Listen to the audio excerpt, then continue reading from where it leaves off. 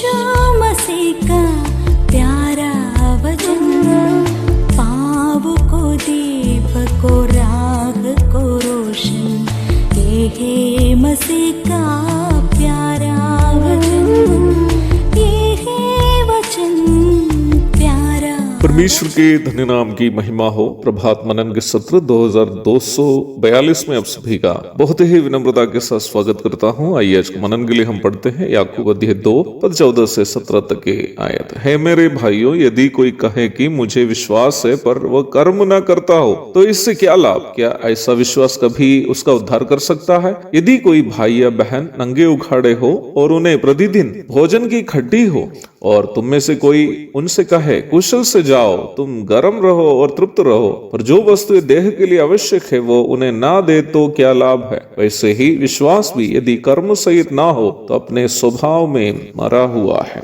याकूब इस भाग में स्पष्ट कर रहा है कि प्रभु यीशु मसीह पर हमारा जो विश्वास है उसे हम कैसे परखे कि हमारा विश्वास एक मृतक विश्वास है या जीवित। सजीव अथवा जीवित विश्वास वो है जिससे कुछ ना कुछ प्रतिक्रिया होती है, और निर्जीव अथवा मरा हुआ विश्वास वो है जिससे कोई भी प्रतिक्रिया नहीं होती है।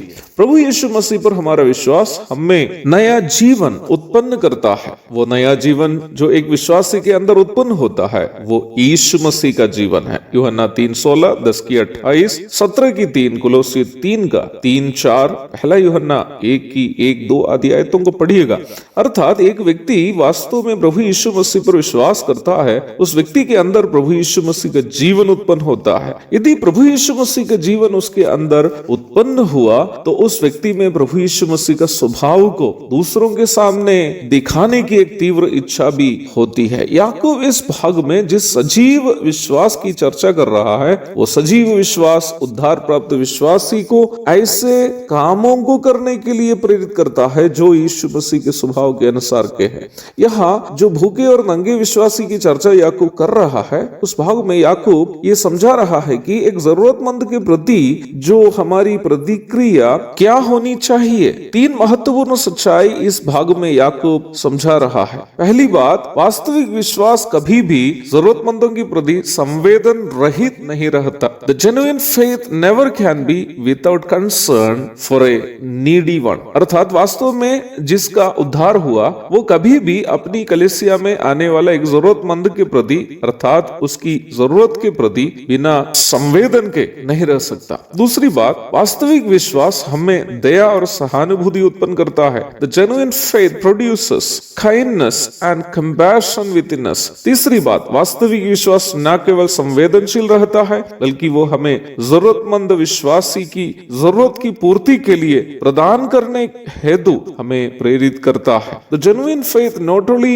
is of concern for the needy but also inspires us to fulfill the needs of other needy brethren। यहाँ पर कलीसिया के भाई लोगों की जरूरतमंदों के प्रति ज्यादा जोर देकर के इसलिए कह रहा हूँ, दुनिया के हर जरूरतमंदों की आवश्यकताएं पूर्ति करना हमारे लिए संभव नहीं है, परंतु हमारे सामने जो लोग हैं, हमारी कलीसिया में जो हमारे नजरों के सामने जो जरूरतमंद लोग हैं उनकी आवश्यकताओं की पूर्ति करना हमारा दायित्व बनता है। कई लोगों की सोच यह है कि विश्वास हमारी अपनी आवश्यकताओं की पूर्ति प्रभु से कराने का माध्यम है। ऐसी सोच हमारे स्वार्थ स्वभाव का परिणाम है। विश्वास हमें अपनी जरूरतों की पूर्ति के लिए चाहने से अधिक दूसरों की जरूरतों के प्रति हमें संवेदनशील बना देता है, क्योंकि यीशु मसीह पर हमारा विश्वास हमारे अंदर यीशु मसीह का जीवन उत्पन्न करता है। यीशु मसीह का जीवन हमारे अंदर यीशु मसीह का स्वभाव को उत्पन्न करता है। यीशु मसीह का स्वभाव हमें अपनी जरूरतों से अधिक दूसरों की चिंता करने के लिए प्रेरित करता है। यदि प्रभु हमारी चिंता नहीं किए होते तो वह स्वर्ग की सारी महिमा और स्वर्गदूतों की आराधना और पिता के साथ उनका तुल्यता आदि त्याग कर संसार में एक दरिद्र इंसान के समान जीने के लिए आने हेतु उन्हें प्रेरित नहीं करता। यदि अपनी चिंता से बढ़कर प्रभु हमारी चिंता नहीं किए होते तो हमारा दंड को अपने ऊपर लेकर क्रूस पर मरने के लिए प्रभु तैयार नहीं होता। याकूब यहाँ हमें ये सिखा रहा है कि वास्तविक विश्वास हमारे अंदर इसी प्रकार अपनी चिंता से बढ़कर दूसरों की चिंता करने के लिए प्रेरित करता है। वास्तविक विश्वास कभी भी हमें, विशेषकर हमारे कलीसिया में आने वाले एक जरूरतमंदों को नजरअंदाज करके जाने हेतु हमें नहीं देता है। 2014 में होना चाहिए हमारी कलीसिया में संगति करने वाली सुशीला नामक एक विधवा बहन अपने 3 बच्चों को अनाथ छोड़ करके प्रभु के पास चली गई। उसी वर्ष एक बार जब मैं कटिहार में एक जगह जब अपने बाइक को खड़ी करके फोन में बात कर रहा था, लगभग 10 वर्ष का एक बच्चा मेरे सामने आकर हाथ बढ़ाया। उसकी आंखों में कई दिन भूखे रहने का थकान, उसके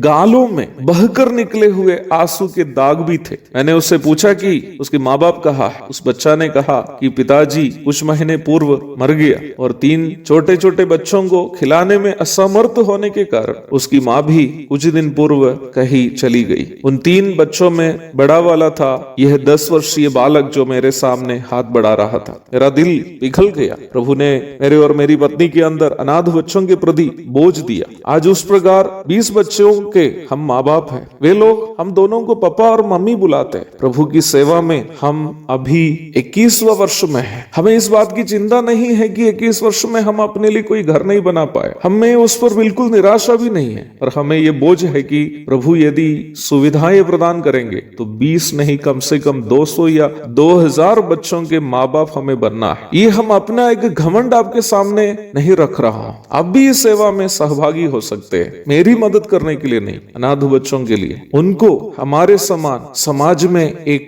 सुविधाजनक जीवन और प्रभु के साथ एक व्यक्तिगत संबंध प्रदान करने के लिए। क्या आप जानते हैं मेरे प्यारो, जब इस प्रकार के जरूरतमंदों के प्रति हम सोचते हैं, विशेषकर ये इच्छा अंदर होती है कि हमें और भी अधिक ऐसे बच्चों की रक्षा करनी है, देखरेख करनी है, तो वो सोच भी हमारे अंदर एक अजीब सी खुशी भर देती है, क्योंकि अनाथ, विधवा और अन्य जरूरतमंदों के प्रति चिंतित रहना मसीह का स्वभाव है। वो स्वभाव एक स्वर्गीय आनंद हमारे अंदर प्रदान करता है। एक और शुभ दिन की धन्य कामनाओं के साथ आज का मनन में यह समाप्त करता। प्रभु आप सबको आशीष दे। आमीन।